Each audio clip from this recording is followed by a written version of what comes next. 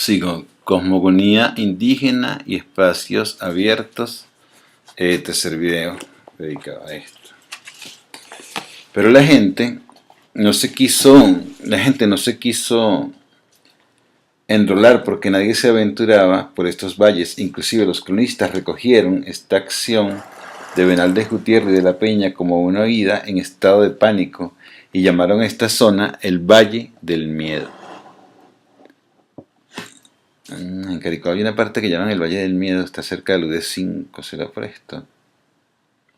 Pero la gente no se quiso enrolar porque nadie se aventuraba por estos valles. Inclusive los cronistas recogieron esta acción de Bernaldez y Gutiérrez de la Peña como una huida en estado de pánico y le llamaron a esta zona el Valle del Miedo. Debe ser que por ahí fue que se fue este señor, por allá arriba, pues cogió hacia el UD5 por allá. Por ahí un lugar que se llama el Valle del Miedo. ¿Será por eso? Más tarde, en 1567, Diego de Lozada atravesará ese valle, el Valle de... Ah, sí, mira, sí es ese mismo. Más tarde, en 1567, Diego de Lozada atravesará ese valle al remontar el río Aragua y llegar a las montañas de los Cocuizas, rumbo al Valle de los Toromaimas, por donde entró. Lozada venía encabezando una expedición de casi 1000 hombres que incluían 800 indios auxiliares, además de 150 soldados veteranos o rodeleros. Cuando comenzaba a subir la montaña de los Cocuizas, observó que los arbacos iniciaban una operación envolvente, y dándose prisa logró evadirlos y siguió su marcha en medio de pequeñas escaramuzas. El 25 de mayo llegó a territorio de los Teques y se encontró con el ejército de Guaycaipuro. Este le obligó a pensar sin presentar combate en eludirlos. No todos estaban de acuerdo con enfrentar a Guaycaipuro y propusieron retirarse ante la disposición de este ejército dispuesto a todo. Lozada se decidió por el combate y se libró una de las batallas más sangrientas de la conquista, la batalla del Valle de San Pedro, muy cerca de la nación Toromaima. El Valle de San Pedro, los Teques, ¿no? Además, esta batalla involucró a todas las tribus representativas de estos numerosos valles. La caballería rompió la vanguardia de los Teques, pero no pudo penetrar los batallones de Tarmas y Mariches, los cuales estaban alineados en la retaguardia. Esta resistencia de Tarmas y Mariches permitió que los Teques pudieran replegarse y rehacerse y continuar la lucha sin debilitarse. A pesar de los ataques combinados de los españoles por el frente y por los flancos, después de varios ataques vigorosos por parte de los españoles, Guaycaipuro ordenó la retirada. De esta manera, Lozada puede seguir su marcha y penetra en el Valle de los Toromaimas, es decir, en los dominios de los caciques Macarao y Caricuao. Aquí no hubo combates, y Lozada pudo recorrer las orillas del río Turmerito, torciendo a la derecha rumbo al Valle de los Caracas. Esto ocurría el 13 de abril de 1567. De todas maneras, es bueno señalar, y se dice muchas veces, que no atravesó por Caricuao, sino que, vio que estaban ahí las cementeras, vio los sembradíos, vio que era posible una emboscada, se sintió observado, no quiso otra batalla, y cruzó a la derecha, subió hacia la montaña y pasó hacia el valle, y por allí fue que entró a Caracas, no atravesó el Caricuao así como lo hacemos nosotros.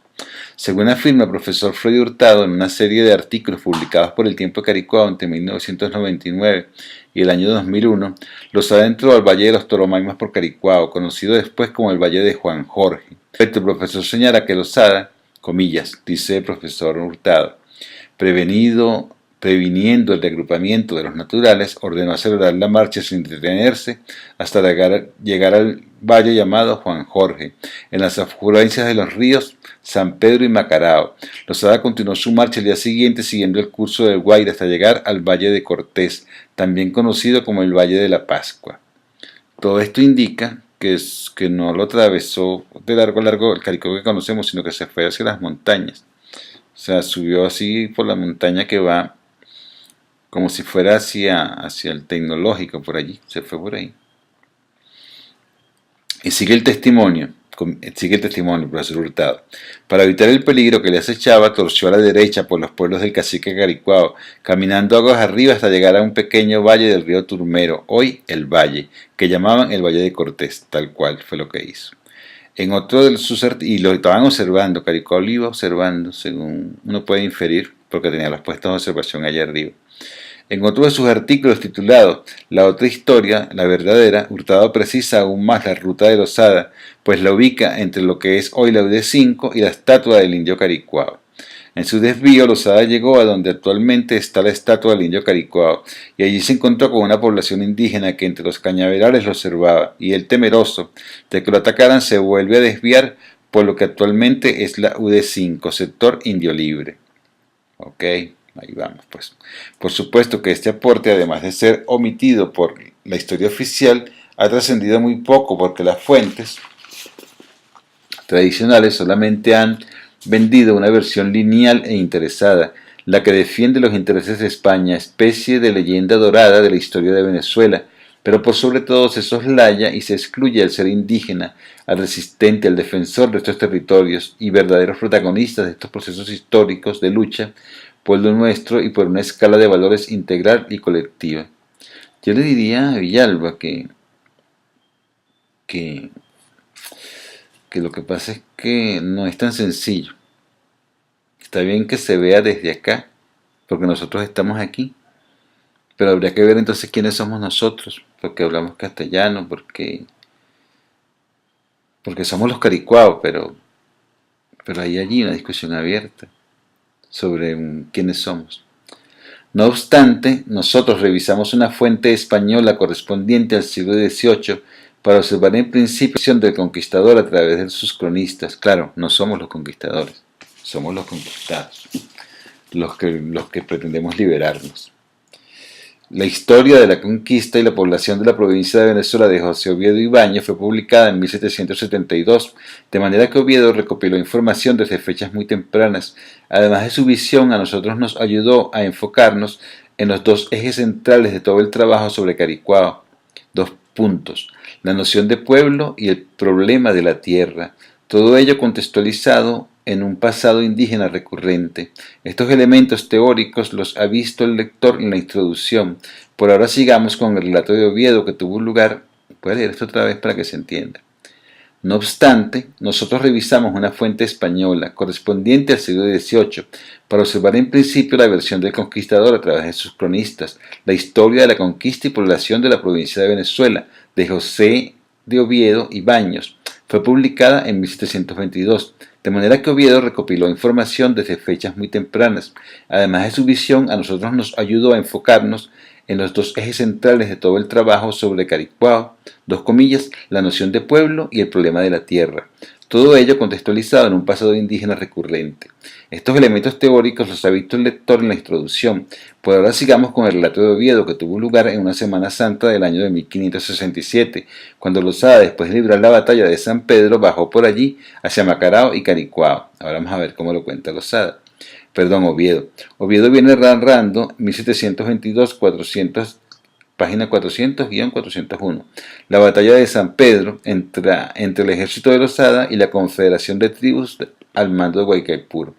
Una vez que se retire Guaycaipuro, Losada decide salir de esa zona y tomar hacia tierra llana. Abro comillas. Entra en Caricuao, pues. Y así, marchando 2 leguas más adelante, llegó a hacer alto al pueblo del cacique Macarao. Estoy leyendo a Oviedo y Baños. En la parte donde juntándose el río San Pedro con el Guaire tiene principio, recurriendo hacia el poniente el valle de Juan Jorge, llamado así desde que Fajardo en su primera, así se llamaba Caricuao antes, así lo puso Fajardo, pues. Desde que Fajardo en su primera entrada, nosotros recuperamos el nombre de Caricuao. Encomendó los indios que lo habitaban a aquel célebre varón, tan compañero suyo en las conquistas como lo fuese en las desgracias. Cierro comillas, eso es lo que estaba contando Baños. Aquel lunes santo en que en ese entonces cayó el 25 de marzo, cuando a Losada le toca bajar por el río San Pedro y se encuentra este espectáculo, comillas, el reto. Jurisdicción, ya de los indios teques, se le ofreció a la vista la más hermosa perspectiva que pudo tener Marte en sus campañas, pues coronados todos los contornos de banderas y penachos, se halló con más de 10.000 indios, acaudillados por el cacique Guaycaipuro, que al batir sus tambores y resonar de sus botutos le presentaban altivos la batalla. Ibid/397.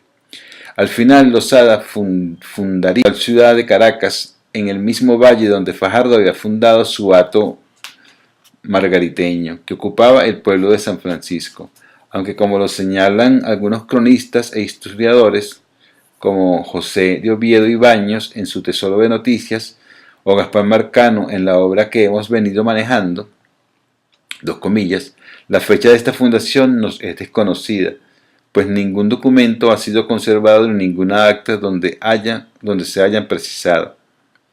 Don José Oviedo y Baños nos cuenta en su Tesoro de Noticias de 1703, 1964/53, que una vez revisados los libros capitulares de la ciudad de Caracas, desde su fundación y por orden del propio Cabildo, del cual era regidor, se encontró la siguiente situación, comillas. El año de 1578, siendo gobernador y capitán general de esta provincia, don Pedro Ponce de León, fundó y pobló la ciudad de Caracas, el general Diego de Losada, desde Cuixic, día hasta el año de 1588, inclusive que fue el tiempo que gobernaron Sic, la provincia, el dicho de don Juan Ponce, don Juan Pimentel y don Luis de Roxas. No se halla en el archivo libro capitular, papel ni razón alguna de las operaciones de aquel tiempo, por descuido de los pobladores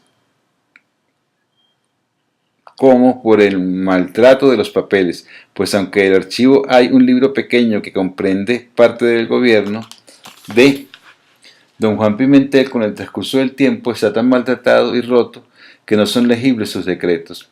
Esto lo afirmaba Oviedo en su calidad de regidor en el año de 1703, fecha en la que el Cabildo de Caracas le encarga la tarea de recopilar este tesoro de noticias, extraída de los libros capitulares de esta ciudad. En ellos no existe documento alguno que confirme la fundación de la ciudad en julio de 1567, y más aún, según él, la fundación ocurrida en 1568, 20 años atrás, el general Diego de Losada. Un historiador contemporáneo al respecto académico, J. de Armachiti, 1967/34, confirma el acerto de Oviedo. Dice él, Chiti, comillas, todavía se ignora la fecha en que fue fundada Caracas. Se presume que debió de ocurrir entre abril y septiembre de 1567. Ponce de León dice al rey que la fundó Losada, cierro comillas, y más adelante agrega, comillas, Losada con su ejército, posiblemente en más de hora, llegó en los primeros días de abril al Valle de San Francisco. ¿Por qué se iba a esperar Losada, enviado especialmente por el Valle de San Francisco, escenario de los Caracas, de los fracasos de Fajardo, Miranda, Narváez y Rodríguez Suárez desde los primeros días de abril hasta el 25 de julio para fundar la ciudad? ¿Y qué era fundar una ciudad? Utópico es pensar que Losada esperase 111 días para levantar los pocos bohíos comienzos de toda ciudad. J. Armachiti, aunque admite la fecha tradicional asignada a la fundación de Caracas, la de 1567, no está de acuerdo con el día que se ha fijado. Dice él, comillas, Caracas debe ser fundada un día de abril, jamás el 25 de julio. Idem. Voy a dejar este video hasta aquí. La verdad es que la fecha de la fundación de Caracas da muchas dudas, ¿no? Pero uno tiene que preguntarse cuándo se funda una ciudad, cuando llega la gente, o cuando se instituyen las instituciones de la ciudad. Hay varias nociones por allí. Hay un estudio que se llama La Gran Marcha de Caracas, o algo así, de Juan, que es bien interesante. No digo el apellido porque es muy difícil. Tengo que decir que dónde voy a continuar aquí, ¿no? Voy a continuar, según cuenta Gaspar Marcano, el plan de Losada de atraer a los indios Tarmas. Eso es lo que sigue en el capítulo siguiente.